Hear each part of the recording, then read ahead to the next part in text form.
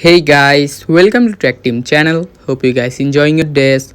Today in this video I'm going to show you how can you see Wi-Fi password on iPhone.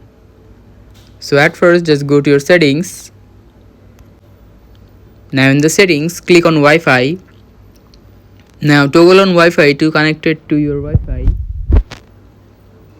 Now click on the info icon beside the Wi-Fi. Now here you can see password, click on it. Now you can just give your Face ID or your passcode to see the password.